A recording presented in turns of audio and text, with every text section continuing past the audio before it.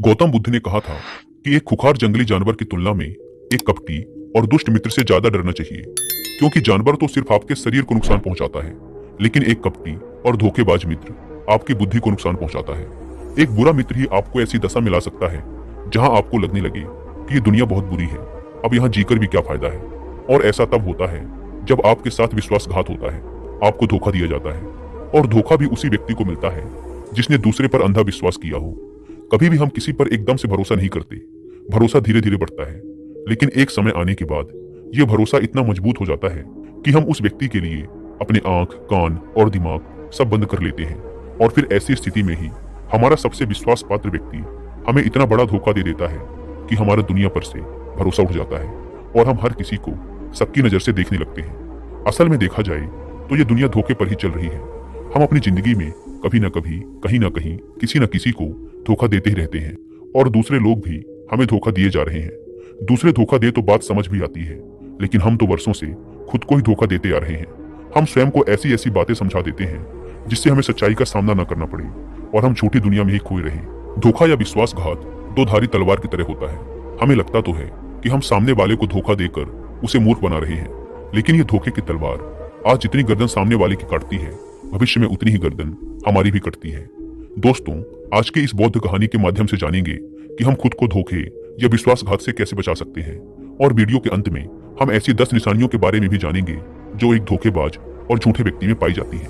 एक युवा व्यक्ति बहुत ही क्रोधित अवस्था में पहाड़ी की चोटी से कूदकर आत्महत्या करने जा रहा था। जैसे ही वह पहाड़ी के शिखर पर पहुंचा, वह जोर से चिल्लाया, यह दुनिया इतनी बुरी क्यों है? यहाँ सब इतने स्वार्थी क्यों हैं? अब मेरे जीने का कोई फायदा नहीं। उसी पहाड़ी के शिखर पर एक बौद्ध भिक्षु अपनी ध्यान साधना में लीन थे। इस युवा व्यक्ति की तेज क्रोधित आवाज को सुनकर वे ध्यान से जागे। उन्होंने देखते ही समझ लिया कि युवा व्यक्ति यहाँ आत्महत्या करने आया है। वह व्यक्ति पहाड़ी से कूदने ही वाला था कि बौद्ध भिक्षु उसका हाथ पकड़कर उसे पीछे खींचते हुए बोले, क्या हुआ? आगे का रास्ता खत्म हो गया क्या? युवा व्यक्ति ने कहा, कैसा रास्ता? यहाँ तो कोई रास्ता ही नहीं है। मैं तो यहाँ से कूदकर आत्महत्या करने वाला हूँ। बौद्ध भिक्षु ने कहा, मरना तो एक दिन सभी को है, लेकिन तुम्हें इतनी जल्दी क्यों है? युवा व्यक्ति ने कहा, क्योंकि ये दुनिया रहने लायक नहीं है। यहाँ सब स्वार्थी हैं, सब धोखेबाज हैं। मैंने जिस पर भी भरोसा किया, सभी ने मुझे धोखा दिया। मेरे सगे भाई ने मुझे धोखा दिया, मेरे मित्रों ने मुझे धोखा दिया, लेकिन आज तो हद ही हो गई। मेरी पत्नी ने भी मुझे धोखा दे दिया। वो एक अमीर व्यापारी के साथ चली गई। इतने सारे धोखे मिलने के बाद अब मेरा इस दुनिया में जीने का कोई मतलब नहीं। इस स्वार्थी दुनिया में कोई भी भरोसे के लायक नहीं, इसीलिए मैं आत्महत्या करने जा रहा हूँ। बौद्ध भिक्षु ने कहा, क्या तुम स्वार्थी नहीं हो? क्या तुम पर भरोसा किया जा सकता है? व्यक्ति ने कहा, मैंने आज तक किसी को धोखा नहीं दिया, किसी के साथ विश्वासघात नहीं किया। आप चाहो तो मेरे गांव में जाकर भी पूछ सकते हो। लोग ही अक्सर मेरा फायदा उठाते रहते हैं, लेकिन मैंने आज तक किसी के साथ बुरा नहीं किया। बौद्ध भिक्षु ने कहा, मैं तुम पर भरोसा नहीं कर सकता। तुम्हें मुझे ये सिद्ध करके दिखाना पड़ेगा कि तुम एक स्वार्थी व्यक्ति नहीं हो। व्यक्ति ने पूछा, ये सिद्ध करने के लिए मुझे क्या करना पड़ेगा? भिक्षु ने कहा, तुम्हें अगले 1 साल तक मेरे साथ मेरे आश्रम में रहना पड़ेगा। तब जाकर मैं जान पाऊंगा कि तुम एक ईमानदार व्यक्ति हो या फिर तुम भी दूसरों की ही तरह स्वार्थी और धोखेबाज हो। व्यक्ति ने कहा, ठीक है, मैं आपके साथ आपके आश्रम में 1 साल तक रहूंगा और खुद को सिद्ध करके दिखाऊंगा। बौद्ध भिक्षु उस युवा व्यक्ति को अपने साथ अपने आश्रम में ले आए और उसे अपना शिष्य बना लिया। अगले दिन सुबह होते ही बौद्ध भिक्षु ने उस नए शिष्य को अपने पास बुलाया और कहा, मुझे तुम पर भरोसा तो नहीं है, लेकिन फिर भी तुम जाओ और भिक्षा मांग कर लाओ। तब तक मैं तुम्हारे दूसरे गुरु भाइयों को शिक्षा देता हूँ। उस युवा शिष्य ने गुरु को प्रणाम किया और भिक्षा मांगने के लिए चल पड़ा। उसने आज से पहले कभी भिक्षा नहीं मांगी थी, इसीलिए उसे भिक्षा मांगने में बड़ी तकलीफ हो रही थी। उसके मुंह से भिक्षा के लिए शब्द नहीं निकल रहे थे। उसका अहंकार उसे भिक्षा मांगने से रोक रहा था, लेकिन उसके अंदर एक अहंकार और उमड़ रहा था, गुरु को गलत सिद्ध करने का अहंकार। इसलिए उसने भिक्षा मांगी और उस भिक्षा को लेकर वापस गुरु के पास पहुंचा। उसके हाथ में भिक्षा देखकर गुरु ने कहा, तुम कुछ तो भरोसे के लायक हो। मुझे लगा था कि तुम भिक्षा नहीं मांग पाओगे, लेकिन तुमने मुझे गलत सिद्ध कर दिया। आओ मेरे साथ मेरी कुटिया में चलते हैं, वहां मैं तुम्हें कुछ दिखाना चाहता हूँ। गुरु उस शिष्य को अपने साथ अपनी कुटिया में ले गए। वहां कुटिया में ऊपर एक मटकी लटक रही थी। गुरु ने मटकी की ओर इशारा करते हुए कहा, उस मटकी को देख रहे हो? उसमें जहर रखा हुआ है, और जहर भी ऐसा है कि अगर किसी को दे दो तो व्यक्ति बड़े आराम से मर सकता है और किसी को पता भी नहीं चलेगा कि उसकी मौत कैसे हुई। युवा शिष्य ने कहा, लेकिन गुरुदेव, आप ऐसा मुझे क्यों बता रहे हैं? बौद्ध भिक्षु ने कहा, मैं बस तुम्हें सावधान कर रहा हूँ कि कभी इसे गलती से खा मत लेना। कुछ दिनों बाद गुरु अपने शिष्यों के साथ एक जंगल से गुजर रहे थे। तभी कुछ जंगली लुटेरों ने अचानक उन पर हमला कर दिया। सभी शिष्य अपनी अपनी जान बचाकर इधर उधर भागने लगे, लेकिन ज्यादा उम्र होने की वजह से गुरु नहीं भाग पा रहे थे। यह बात उस युवा शिष्य ने अनुभव की और वह बहादुरी का प्रदर्शन करते हुए अपने गुरु को डाकुओं से बचाकर आश्रम तक सुरक्षित ले आया। आश्रम पहुंचकर गुरु ने उस शिष्य की सभी के सामने बहुत प्रशंसा की और कहा, तुम सभी लोगों से अच्छा तो मेरा यह नया शिष्य है, जिसने अपनी जान पर खेलकर मेरी जान बचाई और मुझे सुरक्षित यहाँ तक ले आया। आज से मुझे इस पर पूरा भरोसा है। उस दिन के बाद से हर सुबह जब भी गुरु उस शिष्य से मिलते तो उससे एक बात जरूर कहते, मुझे तुम पर पूरा भरोसा है। धीरे धीरे गुरु का उस शिष्य पर भरोसा बढ़ता चला गया और वह इतना बढ़ गया कि गुरु ने एक दिन शिष्य को अपने पास बुलाया और कहा, मेरा कोई पुत्र नहीं है, लेकिन तुम मेरे पुत्र जैसे ही हो। अब मेरी उम्र हो चुकी है, मैं बूढ़ा हो गया हूँ, इसीलिए मैं चाहता हूँ कि मेरी मृत्यु के बाद इस आश्रम की बागडोर तुम अपने हाथों में ले लो। शिष्य ने कहा, गुरुदेव, अगर आपकी यही इच्छा है तो मैं आपकी खुशी के लिए ये जिम्मेदारी भी उठाऊंगा। इतना कहकर शिष्य वहां से चला गया। कुछ दिनों बाद गुरु बीमार पड़ गए तो उन्होंने आश्रम के सभी शिष्यों को बुलाकर यह घोषणा कर दी कि मेरे बाद इस आश्रम का संचालन ये युवा शिष्य करेगा। धीरे धीरे दिन बीतने लगे और उस युवा शिष्य के मन की बेचैनी बढ़ने लगी। वो जल्द से जल्द आश्रम को अपने कब्जे में लेना चाहता था। वो हर सुबह गुरु के पास जाकर यही देखता कि गुरु के स्वास्थ्य में कोई प्रभाव पड़ा या नहीं, लेकिन गुरु का स्वास्थ्य तो दिन प्रतिदिन अच्छा होता जा रहा था। अब तो उसके सब्र का बाण भी टूटने लगा। उसके रातों की नींद चली गई। वह हर समय यही सोचता रहता कि कैसे गुरु को रास्ते से हटाया जाए और किसी को पता भी न चले। कभी वह सोचता कि गुरु को नदी में धक्का दे देता हूँ, लेकिन अगले ही पल उसे ख्याल आया कि गुरु तो अच्छे तैराक हैं, वो तैरकर बाहर आ जाएंगे। फिर कभी सोचता कि गुरु को गला दबाकर मार देता हूँ, सब जानते हैं कि मैं गुरु का भरोसेमंद हूँ, इसलिए मुझ पर किसी को शक भी नहीं होगा। लेकिन फिर वह सोचता कि अगर थोड़ी सी भी चूक हुई तो इससे बात बिगड़ भी सकती है। मुझे कोई ऐसा तरीका ढूंढना होगा जिसमें गुरु की मौत भी हो जाए और सभी को यही लगे कि यह एक स्वाभाविक मृत्यु थी और भगवान को यही मंजूर था। एक दिन वह युवा शिष्य गुरु के पास उनकी कुटिया में बैठा हुआ था। तभी उसकी नजर ऊपर लटक रही मटकी पर पड़ी। उसे याद आया कि गुरु ने कहा था इसमें जहर है, और जहर भी ऐसा है जिसका किसी को पता नहीं चलता। उसने सोचा कि यही सही रहेगा, ये जहर गुरु को दे देता हूँ और किसी को पता भी नहीं चलेगा कि उनकी मृत्यु कैसे हुई। फिर पूरे आश्रम पर सिर्फ मेरा नियंत्रण होगा। अगले दिन उसने चुपके से गुरु की कुटिया से वो जहर चुरा लिया और उसे गुरु के खाने में मिला दिया। गुरु ने वह खाना खा लिया और रात में सोने चले गए। लेकिन जब सुबह हुई तो पूरा आश्रम जागा, पर गुरु नहीं जागे। शिष्यों ने गुरु की कुटिया में जाकर देखा तो पता चला कि गुरु की तो मृत्यु हो गई है। जब यह बात उस युवा शिष्य को पता चली तो वह अंदर ही अंदर बहुत खुश हो गया और आश्रम को अपने नियंत्रण में लेने का काम शुरू कर दिया। उसी आश्रम में गुरु का एक सबसे पुराना शिष्य भी था। वह चुपचाप यह सारी घटना देख रहा था। वह अपनी कुटिया में गया और वहां से एक औषधि ले आया और वह औषधि गुरु को पिला दी। थोड़ी ही देर में गुरु की चेतना लौट आई और वह एकदम स्वस्थ होकर बैठ गए। यह सब देखकर उस युवा शिष्य के पैरों तले जमीन खिसक गई। वह बुरी तरह घबरा गया। गुरु ने बाकी के सभी शिष्यों को अपने अपने कामों में वापस भेज दिया और उस युवा शिष्य को अपने पास बुलाकर कहा, क्या तुम अभी भी विश्वास करने के लायक हो? क्या तुमने मुझे धोखा नहीं दिया? क्या तुम स्वार्थी नहीं हो? वह शिष्य गुरु के चरणों में गिर पड़ा और बोला, पता नहीं ये अपराध मुझसे कैसे हो गया। मैंने आज से पहले तो कभी किसी को धोखा नहीं दिया था। लोग ही मुझे धोखा देते आए हैं, लेकिन पता नहीं क्यों और कैसे मैंने आज आपको धोखा दे दिया। गुरु ने कहा, तुम मुझे धोखा दे ही नहीं सकते थे, क्योंकि मैंने तुम पर कभी भरोसा किया ही नहीं था। मैं किसी भी इंसान पर भरोसा नहीं करता। मैं केवल उसी पर भरोसा करता हूँ जो मैं अपनी आंखों से देखता हूँ। और मुझे तुम्हारे अंदर लालच दिखाई दे रहा था, और ये लालच भी मैंने ही तुम्हें जानबूझकर दिया था, क्योंकि कोई भी व्यक्ति केवल 3 कारणों से ही किसी के साथ विश्वासघात करता है। पहला स्वार्थ, दूसरा लालच और तीसरा ईर्ष्या। उस युवा भिक्षु ने गुरु से पूछा, लेकिन गुरुदेव, मैं खुद को इस स्वार्थ, लालच और ईर्ष्या से कैसे मुक्त रख सकता हूँ? गुरु ने कहा, खुद को पढ़ो, खुद को जानो, खुद के भीतर उतरने का प्रयास करो। इंसान के भीतर बड़ी संभावना है। वह खुद को कुछ भी बना सकता है, वह कुछ भी हो सकता है। और जब तुम में कोई बदलाव आए तो खुद के भीतर झांक कर ये जानने का प्रयास करो कि तुम क्यों बदल रहे हो, कौन तुम्हें बदल रहा है, ये बदलाव अच्छा है या बुरा। खुद का आत्मनिरीक्षण करने का प्रयास करो। गुरु के ये शब्द सुनकर शिष्य ने फिर उनके पैर पकड़ लिए और कहा, गुरुदेव, मैं आपका ही शिष्य बनकर रहना चाहता हूँ और ये ज्ञान प्राप्त करना चाहता हूँ कि मैं कौन हूँ, क्या हूँ और क्यों मैं बदल जाता हूँ।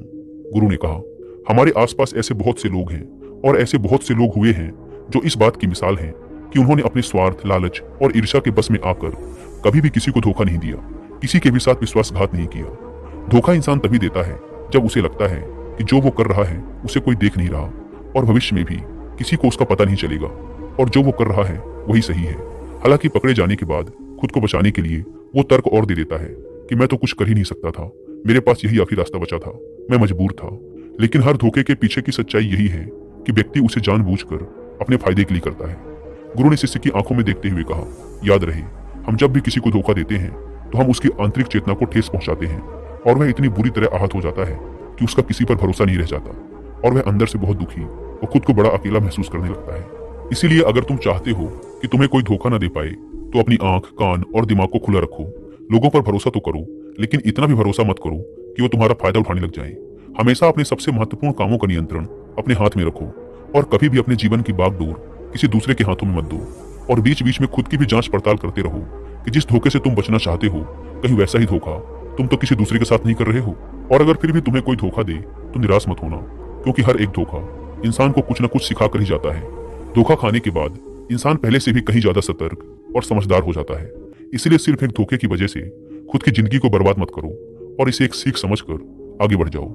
गुरु ने कहा, ये 10 निशानियां हैं एक धोखेबाज इंसान की, एक चालाक इंसान की, जो तुम्हें धोखा दे सकता है, तुम्हारे मन की शांति तक छीन सकता है और तुम्हें निराशा के गहरे सागर में डुबोकर तुम्हारी जिंदगी तक खत्म कर सकता है।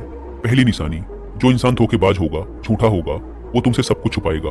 तुम्हें उसके बारे में दूसरे लोगों से पता चलेगा और जब तुम पूछोगे तो बोलेगा कि बताना ही भूल गया। उसके साथ बहुत लंबा वक्त बिताने के बाद भी तुम्हें उसके बारे में कुछ खास पता नहीं होगा कि वो तुम्हारे बारे में सोचता क्या है, उसके जीवन में क्या चल रहा है। तुम हमेशा उसके बारे में दुविधा में ही रहोगे, क्योंकि वो तुमसे हर एक बात छुपाएगा, क्योंकि वो एक सच्चा इंसान है ही नहीं। एक सच्चे इंसान को कोई परेशानी नहीं होती अपने बारे में बताने में, वो लगभग हर एक बात तुम्हारे साथ साझा कर लेता है। लेकिन जो धोखेबाज होगा वो बड़ी सावधानी से चलता है। तो ये बात हमें गौर करनी चाहिए कि जिस इंसान के साथ हम रिश्ते में हैं, जिसे हम अपनी जिंदगी सौंपने वाले हैं, जिसके साथ हम प्रेम का, विश्वास का सौदा करने वाले हैं, क्या वो अपनी पूरी जिंदगी हमारे साथ एक खुली किताब की तरह साझा करता है या नहीं, या वो हमसे चीजें छुपाता है। अगर वो छुपाता है तो वो इंसान एक बहुत बड़ा धोखेबाज है। दूसरी निशानी, जो इंसान धोखेबाज होता है और जिसका हमसे सच्चा प्रेम नहीं होता, उसे हमारी परवाह कभी नहीं होती। हम चाहे उसकी कितनी ही परवाह कर लें, कुछ भी कर दें उसके लिए, लेकिन उसे जरा सी भी परवाह नहीं होगी। और ऐसा एक बार नहीं, बार बार देखने को मिलेगा। लेकिन हम इसे देख कर भी अनदेखा कर देते हैं। ये हमारी गलती है। हम अपने मोह के चलते सच आंखों के सामने होते हुए भी उसे देख नहीं पाते। ये हमारी कमी है। अगर हम थोड़ा होश पूर्वक देखने का प्रयास करें तो हमें पता चलेगा कि उसे हमारी कोई परवाह नहीं। तीसरी निशानी, जो इंसान धोखेबाज होता है वो बहुत बड़ा झूठा भी होता है। उसकी खुद की बातें ही खुद से मेल नहीं खाती। उसकी जुबान बार बार बदलती रहती है। वह अपनी ही बातों पर खरा नहीं उतरता, लेकिन हम उसकी झूठी सच्ची बातों पर फंस जाते हैं, इसीलिए हम उसे पहचान नहीं पाते। चौथी निशानी, एक धोखेबाज व्यक्ति हमारे सामने तो हमारी चापलूसी और झूठी प्रशंसा कर लेगा, लेकिन वो कभी भी हमारे पीठ पीछे या दूसरों से हमारी प्रशंसा नहीं करेगा और हमें इज्जत नहीं देगा। हम चाहे उसके लिए मर ही क्यों न जाएं, लेकिन वो कभी भी हमारी प्रशंसा नहीं करेगा और हमें उतनी अहमियत कभी नहीं देगा जितनी हम उसे अपनी जिंदगी में देते हैं, क्योंकि वो एक दिन हमें धोखा देने वाला है। तो हमें बहुत बड़ा धोखा मिले, इससे अच्छा है कि हम पहले ही सावधान हो जाएं। पांचवी निशानी, वो क्या कहते हैं उस पर ध्यान मत दो, बल्कि वो तुम्हारे साथ क्या करते हैं उस पर ध्यान दो, क्योंकि बातें कहना बड़ा आसान है लेकिन करना बड़ा मुश्किल। पर अधिकतर लोग इन्हीं बातों पर आकर फंस जाते हैं। इसीलिए चाहे वो तुमसे कितनी ही बातें करें, कितने ही वादे करें, लेकिन जब तक वो उन्हें करके ना दिखाएं, भरोसा मत करना। छठी निशानी, ये अक्सर प्रेम संबंधों में देखने को मिलती है कि एक धोखेबाज व्यक्ति अपने से प्रेम करने वाले को ऐसे लेता है कि सामने वाला हमेशा उसके लिए उपलब्ध रहने वाला है, वो कहीं नहीं जाने वाला, यहीं पड़ा रहेगा उसके लिए। वो ना इज्जत देता है और ना ही सम्मान, और अगर उनसे सम्मान की भीख मांगी जाए तो वो और बेइज्जत करते हैं। अगर किसी रिश्ते में किसी से गिड़गिड़ाना पड़े, उससे भीख मांगना पड़े कि मुझे अपना समय दो, मुझसे बात करो, तो इससे घटिया रिश्ता और कोई हो ही नहीं सकता। जिसको तुमसे सच्चा प्रेम होगा वो खुद चाहेगा कि उसका ज्यादातर समय तुम्हारे साथ बीते। जिससे तुम्हें समय की भीख मांगनी पड़े, समझ जाओ कि उसके अंदर तुम्हारे लिए कोई प्रेम नहीं है। सातवीं निशानी, उसके पास हर काम के लिए समय होगा, लेकिन तुम्हारे लिए कभी भी समय नहीं होगा। वो अपनी जिंदगी में तुम्हारे लिए कुछ भी नहीं छोड़ेंगे, लेकिन तुम्हें कभी भी छोड़ देंगे। वो तुमसे बात तभी करेंगे जब उनका मन होगा, ना कि तब जब तुम्हें उनकी जरूरत होगी। वो तुम्हें तो किसी दूसरे इंसान से बदल सकते हैं, लेकिन तुम्हारे लिए कुछ भी नहीं बदलेंगे, ना अपनी आदतें, ना अपना स्वभाव और ना ही अपना आराम। आठवीं निशानी, वो कभी भी तुम्हारे प्रति समर्पित और प्रतिबद्ध नहीं होंगे कि चाहे कुछ भी हो जाए, हम तुम्हारे साथ हैं, चाहे कैसा भी समय हो, हम तुम्हारा साथ देंगे। वो केवल अपनी शर्तों पर तुम्हारे साथ रहेंगे। जब जब उन्हें आराम होगा और अच्छा लगेगा, वो तुम्हारे साथ रहेंगे, और अगर उन्हें थोड़ी सी भी तकलीफ हुई तो वो चले जाएंगे, क्योंकि वो अपने आराम से बाहर आकर तुम्हारे लिए कभी भी कुछ भी नहीं करने वाले। नौवीं निशानी, वो तुम्हें हमेशा दुख पहुंचाते रहेंगे, कभी जानबूझकर तो कभी उन्हें पता भी नहीं चलता कि वो तुम्हें कितना दुख पहुंचा रहे हैं, और तुम्हारे दिल को ठेस पहुंचती रहेगी। जो इंसान तुमसे सच्चा प्रेम करता है उसके साथ तुम्हें खुशी महसूस होगी। उसके साथ रहने पर तुम्हें ऐसा लगेगा कि जैसे तुम हल्के होकर हवा में उड़ रहे हो। और अगर तुम एक धोखेबाज, एक गलत इंसान के साथ रिश्ते में हो तो तुम्हें सब कुछ भारी भारी और बोझिल लगेगा। ऐसा लगेगा जैसे कुछ ठीक नहीं हो रहा। तुम्हारे अंदर से ये आवाज आएगी कि ये रिश्ता ठीक नहीं है तुम्हारे लिए, और अगर तुम उसे सुनकर भी अनसुना कर देते हो तो ये तुम्हारी गलती है। 10वीं निशानी, तुम उनकी जिंदगी में कहीं नहीं होते, कोई विशेष जगह नहीं होती तुम्हारी उनकी जिंदगी में। वो जब चाहें बड़ी आसानी से तुम्हें अपनी जिंदगी से निकाल बाहर कर सकते हैं, और उन्हें कोई फर्क भी नहीं पड़ेगा। अगर तुम्हें भरोसा नहीं और सच्चाई जाननी है उनकी, तो कुछ दिनों के लिए उनकी जिंदगी से गायब हो जाओ। उन्हें जरा भी फर्क नहीं पड़ेगा, बल्कि वो तो और खुश हो जाएंगे कि अच्छा हुआ मुसीबत गई हमारी जिंदगी से, अब हम और आजाद हैं, अब हम जो चाहें वो कर सकते हैं। दोस्तों, अगर आप भी ऐसे इंसान के साथ रिलेशनशिप में हैं तो होश में आ जाइए और जितना जल्दी हो सके इससे बाहर आ जाइए। यकीन मानिए, ऐसे रिश्ते से बाहर आकर आपको शांति, सुकून, प्यार सब मिलेगा। और क्या सिर्फ वही एक इंसान है इस दुनिया में? आप एक बुरे इंसान को छोड़ेंगे तो 10 अच्छे इंसान आएंगे आपकी जिंदगी में, जो आपको सम्मान देंगे, प्यार देंगे। पर जब तक आप ऐसे झूठे इंसान के साथ जुड़े रहेंगे, आपको दूसरे अच्छे इंसान दिखेंगे ही नहीं। लेकिन जैसे ही आप ऐसे धोखेबाज इंसान को छोड़ेंगे, आपकी जिंदगी में अच्छे इंसान आने शुरू हो जाएंगे। एक बात और, आजकल जिन लोगों के साथ रिलेशनशिप में, प्यार में धोखा होता है, वो कहते हैं कि प्यार व्यार कुछ नहीं होता, सब कुछ धोखा होता है, आजकल सब कुछ झूठ है। लेकिन ये पूरी तरह सही नहीं है। वो इंसान जिसने आपको धोखा दिया वो प्यार का मतलब नहीं जानता था। पर आज भी दुनिया में ऐसे बहुत से लोग हैं जो प्यार करना भी जानते हैं और उसे निभाना भी जानते हैं। जिन जिन लोगों के साथ धोखा हुआ वो तो अपनी तरफ से सच्चा प्यार कर ही रहे थे ना। प्रेम तो ईश्वर का वरदान है और प्रेम पर ही ये दुनिया टिकी है। अगर एक गलत इंसान आपके प्रेम को नहीं समझ पाया तो इसका मतलब ये नहीं कि इस दुनिया में प्रेम ही नहीं है। ये दुनिया प्रेम से ही चलती है। ये हंसती नाचती दुनिया प्रेम करने वालों के बदौलत ही है। और अंत में एक बात और दोस्तों, अगर आपको अपने परिवार वालों से धोखा मिले या फिर आपको कोई गलतफहमी हो गई हो तो कोशिश यही करिएगा कि आप लोग एक दूसरे की बातों को समझें, एक दूसरे को जानें और एक दूसरे को माफ करें। क्योंकि दोस्तों, आपको बहुत सारे लोग मिल जाएंगे, लेकिन आपके परिवार जैसे लोग आपको पूरी दुनिया में कहीं और नहीं मिलेंगे। हाँ, उनकी बात अलग है जो आपके परिवार से थोड़े बाहर के लोग हैं, जैसे आपका मित्र, कोई दूर का सगा संबंधी या फिर कोई पड़ोसी। लेकिन परिवार के लोगों को माफ करने में ही समझदारी है। दोस्तों, मुझे उम्मीद है कि आपको ये वीडियो पसंद आई होगी।